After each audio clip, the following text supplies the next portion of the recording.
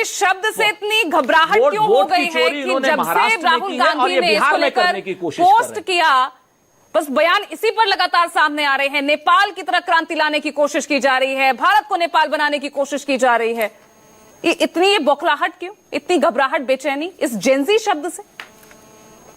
नहीं पूजा जी, पहले तो आपने कांग्रेस के प्रवक्ता को 5 मिनट बिना इंटरप्शन सुना, तो मुझे लगता है कि 2 मिनट तो समय देंगी आप बिना इंटरप्ट कि मैं बोल नहीं, I have given the same to RP Singh too, और आपको भी दूंगी प्लीज। बिल्कुल, धन्यवाद पूजा जी।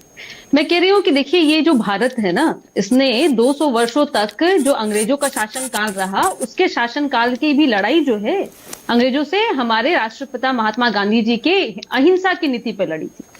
और तब भी देश को बहुत ही तब भी युवा था, तब सभी धर्म का युवा था। और सुरेंद्र राजपूत कंश पे कहां चले गए? अरे 74 का आंदोलन याद कीजिए, किसके खिलाफ था? आप ही की सरकार के खिलाफ था, और युवा ही था।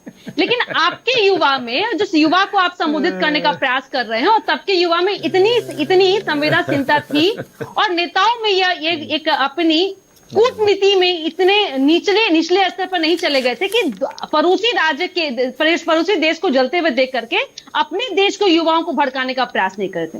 एक बात समझिए सुरेंद्र राजपूत जी, हमारे देश ने जो आजादी के बाद में जिस देश का निर्माण किया है, वह सिर्फ आपकी देन नहीं है। इस करोड़ देशवासियों के पूंजी पे ये देश बना है। और अगर देश जलेगा तो ये आपके जैसे नेताओं के घर नहीं जलेंगे, इस देश की जनता की गहरी कमाई जलेगी। तो इसलिए इस तरह की जेंजी शब्द, और पूजा जी आप जेंजी पे पूछे थी कौन है? जेंजी शब्द जरूर इस समय के लिए नया होगा, लेकिन युवा हर बार, ठीक कहा सुरेंद्र राजपूत जी ने कि युवा जहां चलता है ना, वहां आंधी भी चलती है और वहां सत्ता पलट भी होती है। लेकिन जिस युवा को आप संबोधित कर रहे हैं ना, और जिस युवा को बलगड़ा के अपनी राजनीतिक आप साधने का प्रयास कर रहे हैं, कल ही के प्रेस कॉन्फ्रेंस में मैं बात करूंगी, अलंद की बात कर रहे थे कर्नाटक में 2004 से लेकर के 2018 तक, 2023 तक भाजपा उस सीट पे जीती थी। लेकिन कांग्रेस ने जो अपनी जीत हासिल की, और 2018 और 2023 का मैं बस आकलन मैं बताऊंगी वोटों का। 2018 में बीजेपी को जो वोट आई थी वो 76,815 थी, और कांग्रेस को 76,118।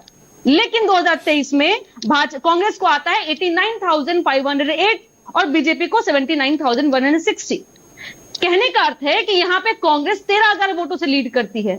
लेकिन इनको अब ये क्या, किस तरह की लोकतंत्र की बात करना चाहते हैं? क्या 2 दशक पहले बिहार में इलेक्शन जब भी देश में होता था कि दो तस्वीरें निकल के आती थी। एक वोटर वो जो कहता था कि हमारे वोटर लिस्ट से नाम काट दी गई, एक वोटर वो जो कहता था कि हम वोटर लिस्ट में हैं भैया, लेकिन हम वोट नहीं दे पा रहे क्योंकि वोट कैप्चर हो गई है।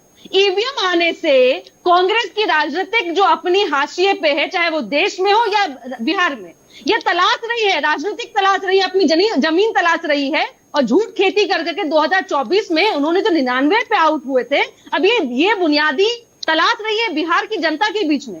लेकिन मेरा एक सवाल है कि बिहार चुनाव में आप अलंद पे बात कर रहे हैं, आप महाराष्ट्र में बात कर रहे हैं। अलंद का हमारा तो 2023 से था, तब आप कहां सोए में थे? तब क्यों नहीं आपने मुहिम चलाई? तब आपने Z4 की बात क्यों नहीं कही?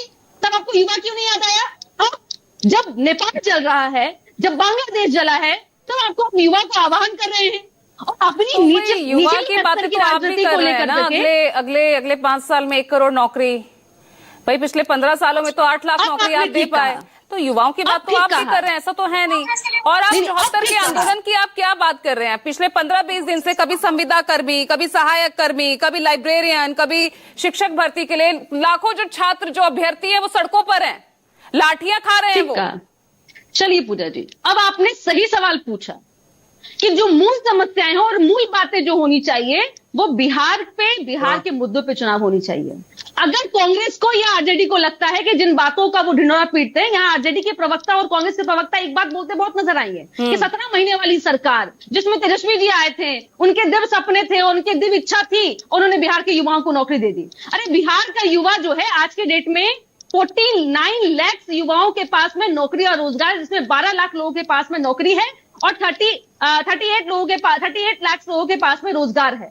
और यही बिहार जो जेंजी की चिंता आप आज कर रहे हैं ना, नीतीश कुमार जी ने 2005 में किया था कि महिलाओं को 35% आरक्षण देकर करके, युवाओं को जिस तरह से अपने स्टडी में प्रोत्साहन राशि देकर करके, तो आपकी प्रोत्साहन राशि और आपकी जेंजी के आंदोलन छेड़ने से बिहार के युवाओं को नहीं होगा। और रहा पूजा जी जिस बात को आप छेड़ रही है, मैं आपको बता दूं कि बिहार ऐसा राज्य है जहां पे, और किसी भी देश के राज्य में, कि सभी लोगों को नौकरी, सरकारी नौकरी हम नहीं दे सकते हैं। हमारे लिए एक बड़ी चुनौती जरूर है कि हम प्राइवेट इंडस्ट्रीज को, प्राइवेट कंपनीज को अपने यहाँ 20 साल राज करके आप ये कह रही है कि आपके लिए बहुत बड़ी चुनौती है सरकारी नौकरियां देना। अब मैं बताऊं, तो आप कैसे अगले 5 सालों में 1 करोड़ नौकरी देंगे? एक मिनट, बस एक पलायन की मैं बात कर रही हूँ। बिहार में अभी पलायन है और 2005 के पहले भी पलायन था। तो 2 पलायन में अंतर क्या है पूजा जी? पहले लोग अपनी जान को बचाने के लिए पलायन करते थे, एक प्रतिष्ठित डॉक्टर, इंजीनियर भाग जाता था यहाँ से, लेकिन आज का पलायन यह है कि बेहतर अवसर के लिए जाता है। और हम फिर, चुनौती है हमारे लिए,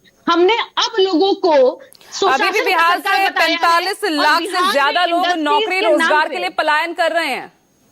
आप इन आंकड़ों को नहीं झुठला सकते ना अनुप्रिया। मैं बिल्कुल नहीं झुठाती, और मुझे लाड़ लपेट करके बोलने की आदत नहीं है।